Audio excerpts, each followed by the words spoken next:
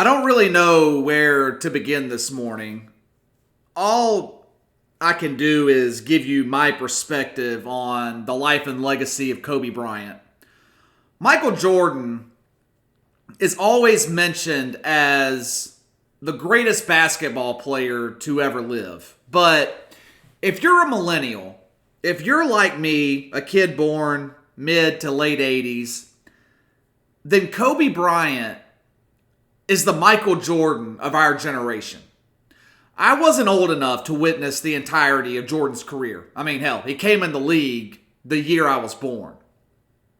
During his first three-peat from 91 to 93, I was 5, 6, 7, 8 years old. I do remember his second run with the Bulls, but I was old enough to see Kobe's entire career. I became an NBA fan when Shaq was in Orlando and they made the finals that year against Houston. I believe it was 95. So once Kobe entered the league in 96, I was already familiar with the NBA. If Kobe Bryant didn't inspire you, then something is seriously wrong with you. Jordan might be the greatest basketball player ever. Kobe is a close second. But no one worked harder than Kobe Bryant. The guy was a relentless worker. The Lakers would come in off of a road trip, 3, 4 o'clock in the morning. Everyone on the team heads straight home. Kobe heads to the gym to shoot 1,000 jump shots. That was how dedicated he was to the game of basketball. He expected greatness, not only from himself, but from everyone else around him. That's why a lot of stars in the NBA didn't want to play with Kobe Bryant. That's part of the reason that he had problems with Shaquille O'Neal. He disdained Shaq's perceived laziness. Kobe didn't understand why everyone else didn't work as hard as he did. I think it took him some time to realize that very few people possessed the obsessive, relentless work ethic that he had. I talk about legends all the time on this podcast, and I don't use that term liberally. There are only a handful of true legendary players at any time in the NFL or the NBA. But there's a difference between a legend and an icon. Kobe Bryant was an icon. He was the last old school player in the NBA. You watch a modern NBA game. Pre-game, the players are all hugs and handshakes, hee ha ha, laughing and joking around. Not Kobe. Pre-game, he was laser focused on decimating you. He had that Jordan fire inside him. There were no friends on the basketball court, only enemies. He had that killer instinct that all the greats possess. You can have all the talent in the world, but talent can only take you so far. If you don't have that killer instinct, you'll never be great. That's why Dwight Howard didn't maintain his superstar status in the NBA. It's also why Dwight Howard and Kobe Bryant never got along. Howard is a practical joker. There was nothing funny to Kobe Bryant about basketball. It was his life. He hated losing. Modern NBA stars utilize load management during the regular season. We talk about it all the time. Not all of them. LeBron and Anthony Davis are two that I can name off the top of my head that don't do it. But there are a lot of players in the league that do. There was no such thing as load management to Kobe Bryant. There was no such thing as sick. No such thing as rest. He played all 82 games 4 times in his career. And he gave it 100% every night. It didn't matter who the Lakers were playing. If you bought a ticket to see Kobe Bryant play, you knew every time he was going to give it everything that he had. What made his career even more special to me was that he spent his entire career with the Lakers. And that doesn't happen often. An iconic player spending his whole career with one team. Michael Jordan didn't do it. Peyton Manning didn't do it. Jerry Rice didn't do it. Shaq didn't do it. D. Wade. The list goes on and on. You can actually make the argument that Kobe Bryant saved the NBA. You know, back in the late 70s, early 80s, the NBA was in dire straits. And Magic Johnson and Larry Bird came in, created the Lakers-Celtics rivalry, and basically saved the league.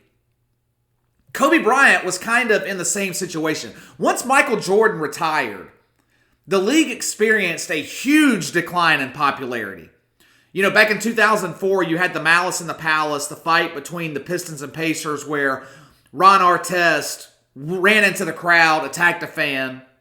Seemed like every other week back then, an NBA star was getting arrested. Remember the Portland Jailblazers? The NBA was struggling. Then you had the reemergence of Kobe. After his three-peat with Shaquille O'Neal, the Lakers kind of went into a decline. The fallout with Shaq was bad. Stars in the league didn't want to play with Kobe. He was seen as a guy that was hard to play with, to be honest. Then the Lakers go out and get Pau Gasol, Andrew Bynum, Lamar Odom, and renewed the rivalry with the Celtics, with Kobe Bryant leading the way. He was the face of the NBA. That run from 2008 to 2010 was instrumental in washing away the reputation of the league the previous 8 to 10 years and bringing people back to the NBA. You could see the impact that he had on this country, even the entire world, by the reaction his death received on Twitter and other social media on Sunday afternoon.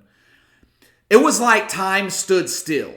It's one of those moments where you'll remember the rest of your life exactly where you were, what you were doing, when you heard the news.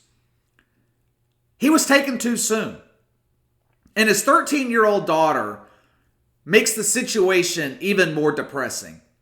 You always have Twitter trolls who try to make jokes or negative remarks when situations like this happen. I didn't see one negative comment from the public on Twitter Sunday. However, you can always count on someone in the mainstream media to fuck up at a time like this.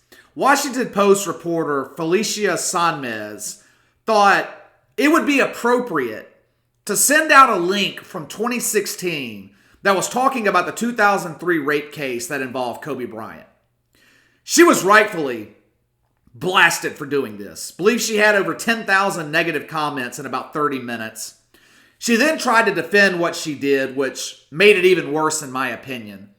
I believe the Post ended up suspending her. People were calling for her to get fired. I don't think she should lose her job over it. They're also calling for the news anchor on MSNBC to get fired because she misspoke when she was talking about Kobe and the Lakers and used the N-word. And I don't know what it is with this cancel culture where apparently a lot of these people have never made a mistake before. So when somebody else makes a mistake, the first reaction is that they should be fired. I don't think that lady at MSNBC meant anything by what she said. It was just a slip up. I don't think this Felicia Sanmez at the Post really understood what she was doing. I don't think either one of them should be fired. Everyone makes mistakes. But Kobe Bryant redeemed himself.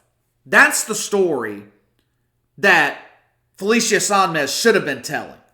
I've been listening to stories for the past couple of days from people who knew Kobe Bryant, either on a personal or professional level. Every one of them said the same thing.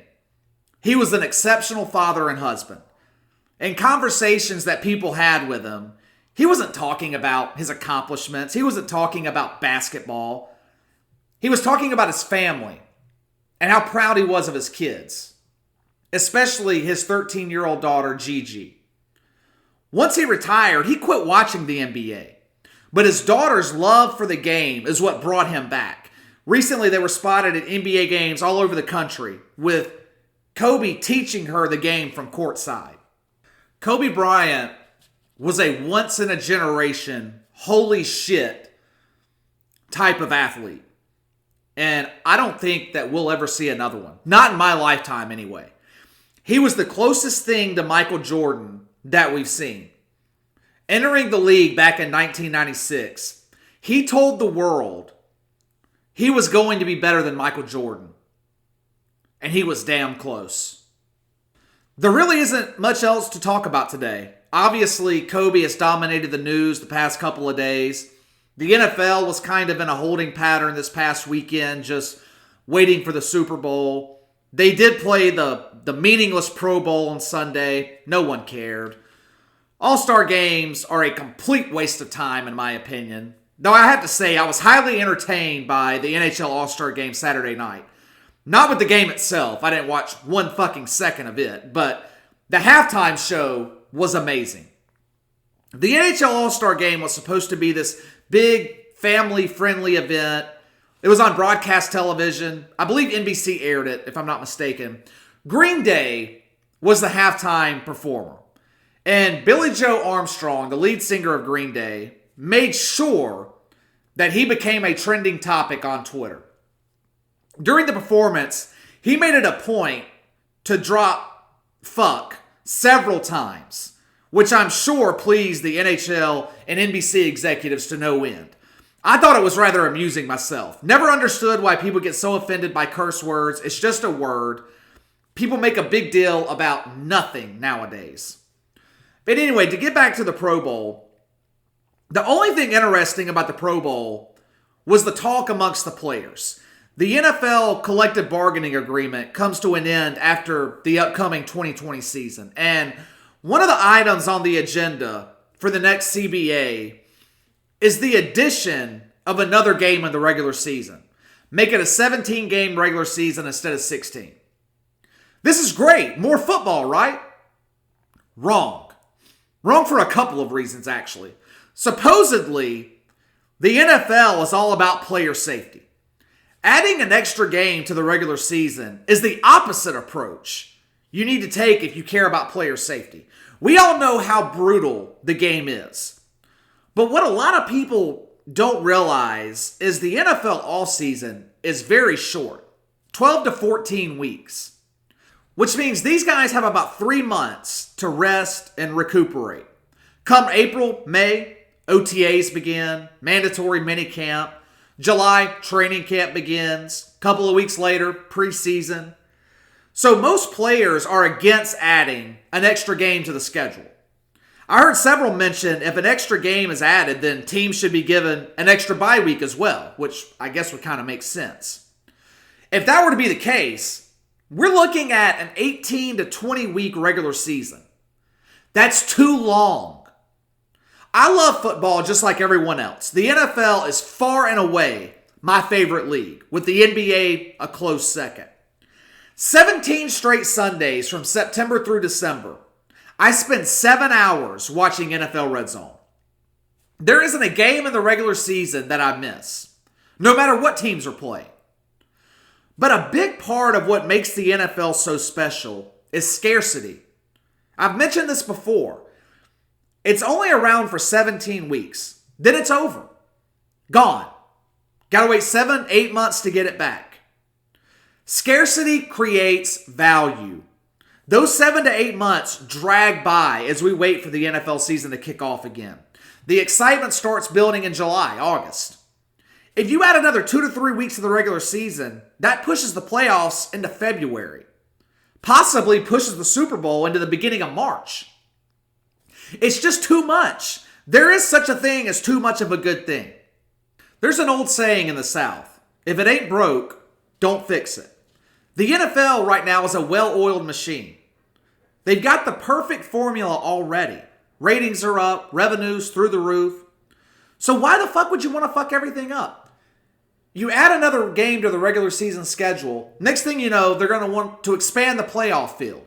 Why not make it 14 teams? Or let's go with the NBA and make it 16 teams instead of the 12 that we have now. It just doesn't make sense. If you've got something that's working as well as the NFL regular season does, and make no mistake about it, out of every league in the country, college football, NBA, college basketball, Major League Baseball, the NFL has the most exciting regular season. So just leave it alone. All right, that's all for today, guys. There really isn't much to talk about. The sports world is literally at a standstill with all focus on the Kobe Bryant tragedy, and rightfully so. Doesn't seem right to talk about or focus on much else right now since it's really not important. Hit the like and subscribe button on YouTube. Leave me a 5-star rating on iTunes. Leave a comment in the section below. I will be back Friday morning.